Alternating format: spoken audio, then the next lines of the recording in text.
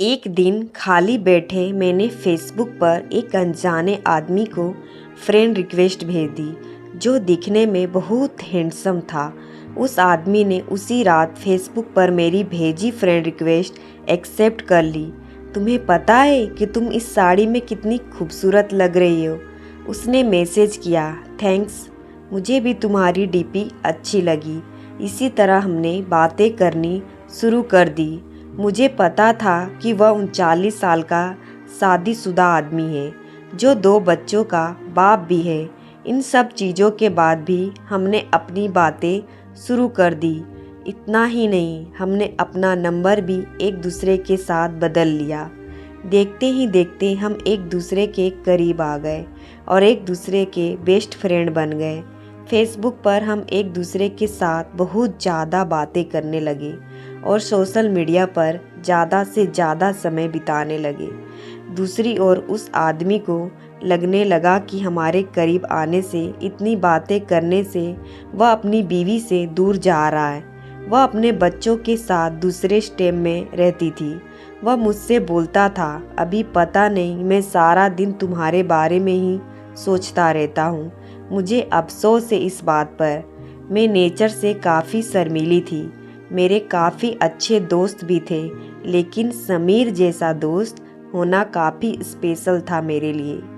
1 महीने के चैटिंग के बाद हमने स्काइपिंग करना भी शुरू कर दिया। हम उस पर बातें कम और एक दूसरे को घंटे निहारना ज़्यादा करते थे। एक रात वह मेरे साथ वीडियो कॉल पर था। उसने बोला, ऐसे देखते देखते कहीं प्यार ना हो जाए। खैर, हम अब रोज़ ही वीडियो कॉल करने लग गए। हम इतने पास आ चुके थे कि अब हम एक रियल कपल की तरह बिहेव करने लगे थे। हम रोमांस करते, एक दूसरे को चिढ़ाते और थोड़ी लड़ाइयाँ भी करते। कहने का मतलब था कि एक 17 साल की लड़की को 39 साल के आदमी से प्यार हो गया था। जिस तरह से प्यार की कोई उम्र नहीं होती, उसी तरह से हम दोनों को भी अपना रिश्ता बिल्कुल गलत नहीं लगा। हमने नहीं लगा कि हमने कुछ गलत काम किया है। इसी दौरान इसकी बीवी और बच्चे इससे मिलने आए, पर वह फिर भी मुझसे बातें किया करता था। यहाँ तक कि वह अपनी बीवी के सामने भी मेरी कॉल उठा लेता था। उसी दौरान उसकी बीवी उस पर शक करने लगी, क्योंकि अब वह पहले जैसा बिल्कुल भी नहीं रहा।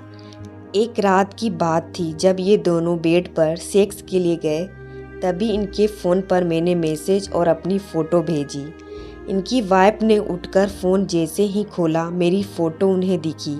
उसकी वाइफ ने कोई रिएक्शन नहीं दिया, बस समीर को जोर का थप्पड़ मारा और रोने लगी। 3 दिनों के बाद वह घर छोड़कर चली गई। मुझे उसकी वाइफ के लिए काफ़ी बुरा लगा, इसलिए मैंने उससे कई दिनों तक बातचीत बंद कर दी। उसकी वाइफ के जाने के बाद हम फिर से मिले और हमने लॉन्ग ड्राइव पर जाने का प्लान बनाया। उसी शाम उसने मुझे प्रपोज़ किया। मुझे सिर्फ तुम ही चाहिए और कुछ नहीं। अपनी जवानी में मैं काफ़ी सारी लड़कियों से मिला, पर तुम ही एक ऐसी लड़की हो जिसने मेरा दिल चुराया है। वहाँ कुछ देर के लिए शांति छा गई। फिर उसने मुझे आई लव यू बोला। उसकी आंखों में आंसू थे। हम एक दूसरे को किस करना चाहते थे, गले लगना चाहते थे। दूसरे दिन मुझे एक मैसेज मिला जिसमें उसने लिखा था, हे डार्लिंग, आई लव यू, लेकिन मेरा परिवार भी है, मेरी कुछ ड्यूटीज़ भी हैं। ये मेरा तुमको आखिरी मैसेज है। मुझे प्लीज़ कॉल या टेक्स्ट मत करना। मैं तुम्हें ब्लॉक कर रहा हूँ। मुझे ऐसा लगा कि मानो मैं शादी के बाद विधवा बन गई हूँ। मैं बुरी तरह से टूट चुकी थी, काफ़ी परेशान थी। 3 महीने बीत जाने के बाद मैं एक लड़के के साथ रिलेशनशिप में आई। एक दिन मेरे पास किसी दूसरे नंबर से समीर का मैसेज आया, बानी, इज़ दैट यू? प्लीज़ मेरी लाइफ में दोबारा वापस आ जाओ। मैं तुम्हारे बिना नहीं रह सकता।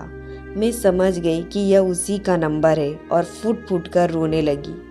1 घंटे की चैटिंग के बाद मेरा दिल फिर से पिघलने लगा। मेरे बॉयफ्रेंड को इन सब चीज़ों के बारे में कुछ नहीं पता था। मैंने उससे सब कुछ छुपा कर रखा था। मैंने उस पूरी रात केवल समीर से बातें की। एक दिन समीर ने मुझे अपने घर पर लंच के लिए बुलाया था। मैंने हाँ कर दी और चली गई। घर जाकर मैंने देखा कि वह खाली था और वहाँ केवल समीर के अलावा कोई नहीं था। उसने मुझे अंदर बुलाकर फ्रेश होने के लिए बुलाया। उसने ढेर सारी बातें की और खाने की टेबल सजाई। मेरे लिए सब नया था। मैं केवल इधर उधर देख रही थी। तभी अचानक मैं जैसे ही पीछे मुड़ी, उसके होठ मेरे होठों पर थे।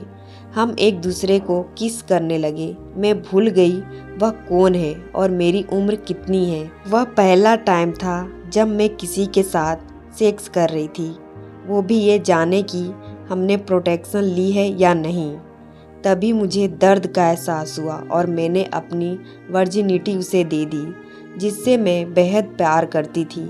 मैं उसी दर्द भरी हालत में घर वापस आ गई। दूसरे दिन मुझे काफ़ी अच्छा महसूस हो रहा था। अब मुझे पूरी तरह से एहसास हो चुका था कि वह मुझे कभी नहीं छोड़ेगा। अब मैं प्यार पाने के लिए इतनी ज़्यादा एक्साइटेड नहीं थी। वर्जिनिटी खोने के बाद मेरी सोच काफ़ी बदल गई। मैं एक औरत बन चुकी थी। उस दिन मुझे पता चल चुका था कि प्यार का असली मायना क्या होता है। एक दिन मैंने अपनी फीलिंग्स के बारे में समीर को बताया और बोला कि मुझे हमेशा के लिए छोड़ दे। उसने कहा कि कोशिश करेगा। धीरे धीरे समीर नाम मेरी ज़िंदगी से मिटता चला गया। मैंने उसका नंबर डिलीट कर दिया और उसने भी मुझे ब्लॉक कर दिया। मैंने फिर उसे कभी ट्रेस करने की नहीं सोची, लेकिन उसकी यादें आज भी मुझे डराती है। मैं खुश थी कि मैं इस अजीब से लगने वाले रिश्ते से बाहर आ गई, लेकिन आज भी वह आदमी मेरा पहला प्यार रहेगा। मैं भगवान से दुआ मांगती हूँ कि मुझे जब भी कोई दे तो वह एकदम समीर जैसा हो।